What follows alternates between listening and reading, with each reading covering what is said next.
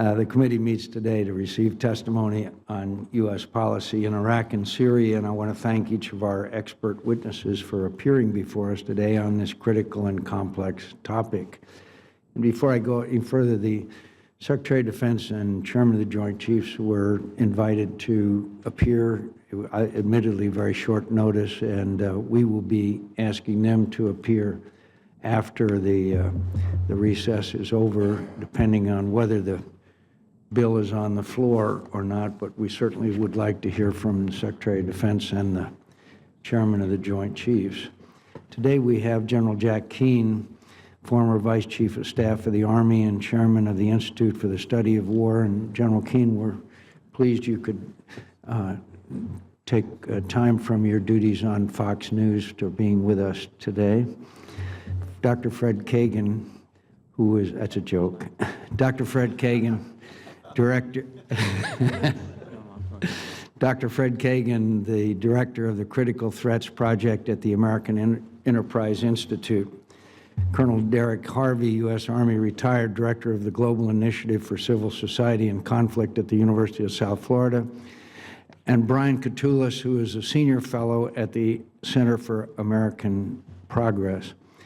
Could I point out for the benefit of my colleagues that General McCAIN and Dr. Kagan were key elements and the individuals who went over to the White House in 2006 to talk to then President George W. Bush concerning the need for a surge, that the strategy in Iraq was failing at that time, and they were two of the major architects, and I know they'll give credit to many others, but two of the major architects of the surge, which turned out to be, at great sacrifice of American blood and treasure, a success.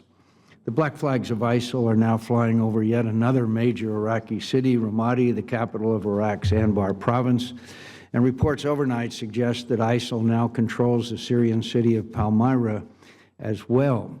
This hearing is not about the fall of any one city, as important as those losses are, but rather what these defeats have revealed about the limitations of an overly constrained American air campaign, the weaknesses of Iraqi forces, the growing malign role of Iran, and the ineffectiveness and inadequacy of U.S. military support for our Iraqi and Syrian partners. But most concerning, it highlights the shortcomings of the administration's indecisive policy, inadequate commitment, and incoherent strategy. This misguided approach has failed to stop, if not fostered, the expansion of ISIL to a dozen countries. The loss of Ramadi, once the symbol of Iraqis working together with brave young Americans in uniform to defeat al-Qaeda, must be recognized as a significant defeat. ISIL's victory gives it the appearance of strength and boosts its ability to recruit more fighters while reinforcing Iran's narrative that only it and its proxies can rescue Iraq. The fall of Ramadi and capture by ISIL of American-supplied military equipment is another setback for the United States and further undermines our credibility as a reliable strategic partner in the region. And yet the Obama administration seems unwilling or unable to grasp the strategic significance. As ISIL terrorists ransacked Ramadi, by the way, the Pentagon's news page ran a story with the headline, quote, "Strategy to defeat ISIL is working." Secretary of State John Kerry said Ramadi was a mere, quote, "target of opportunity." And 2 days ago, when a review should have been well underway to correct an incoherent strategy that is woefully under-resourced, the White House press secretary, Josh Ernst, said, "Are we going to light our hair on fire every time there's a setback?"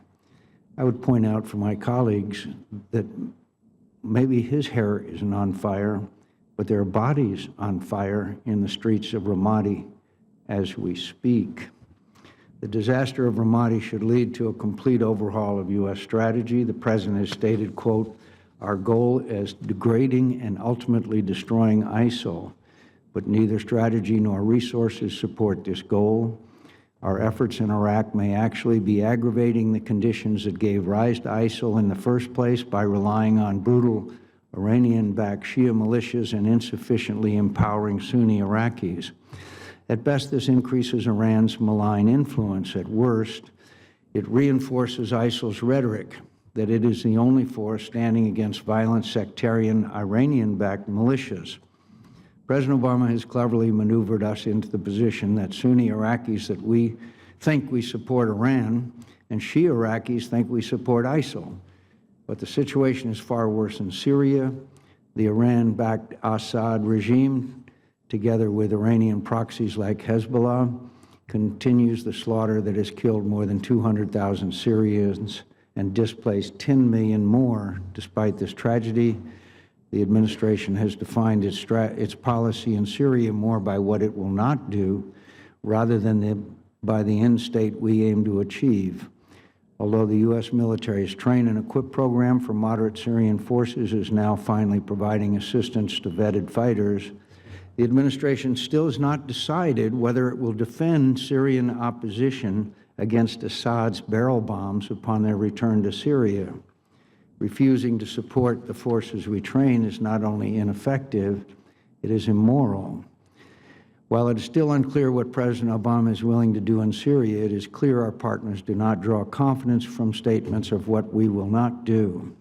Ramadi's fall should lead our nation's leaders to reconsider its indecisive policy and incoherent strategy that has enabled ISIL's expansion, undermined regional stability, strengthened Iran, and harmed America's credibility. What we desperately need is a comprehensive strategy, the decisive application of an increased but still limited amount of U.S. military power, and a concerted effort by the Iraqi government to recruit, train, and equip Sunni forces. This will require disciplined thinking, clear priorities, a strategy supported by adequate resources, and most of all, the leadership and resolve of the President to succeed. I look forward to hearing from our witnesses today on these important